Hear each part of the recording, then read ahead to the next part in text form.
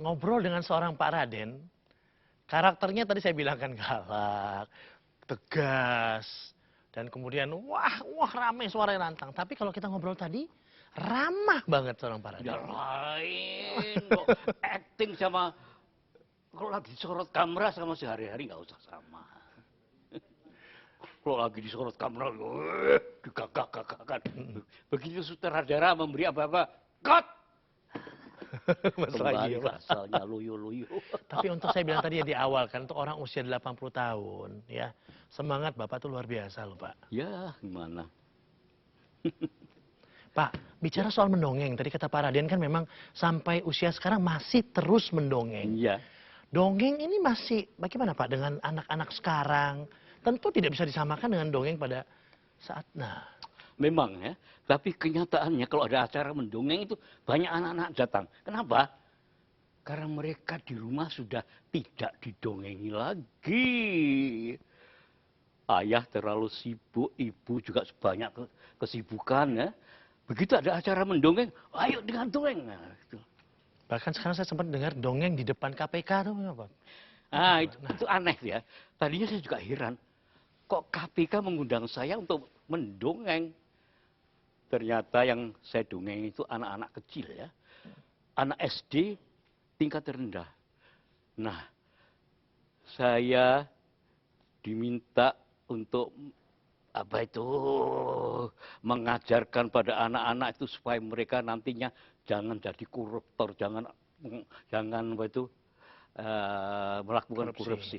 Tapi begini, kita mengajarkan pada anak-anak supaya mereka itu jangan berbuat hal seperti itu, tapi selama mendongeng tidak boleh ada satu patah kata pun kata korupsi. Tidak boleh ada satu kata pun kata koruptor. Dari dongeng itu anak-anak harus sudah menarik kesimpulan. Oh, jadi begitu tuh tidak baik ya. Kita jangan seperti itu ya. Nah itu maksudnya.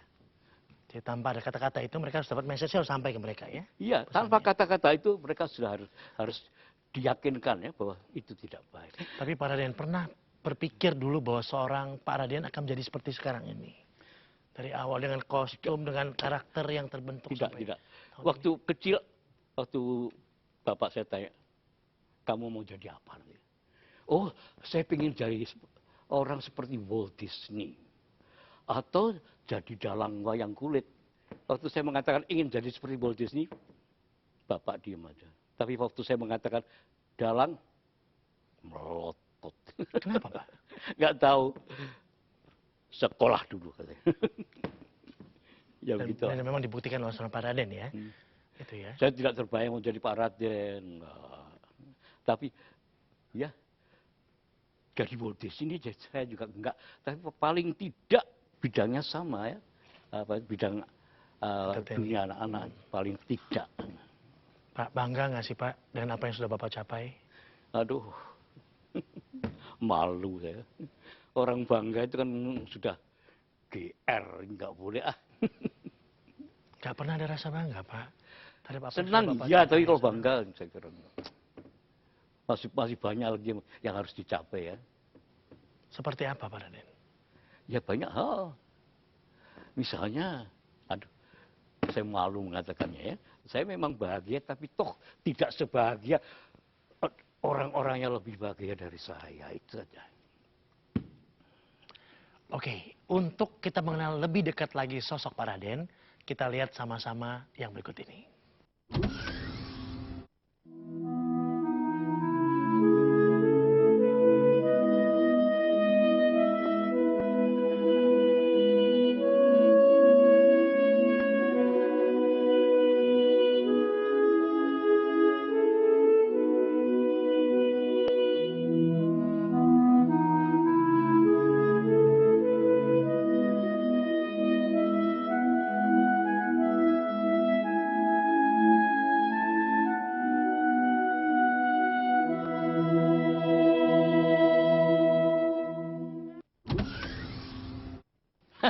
Kapan nih ngambilnya? Terlepas dari seorang Pak Raden bilang beliau tidak mau menyebut bangga, tapi senang lebih tepatnya.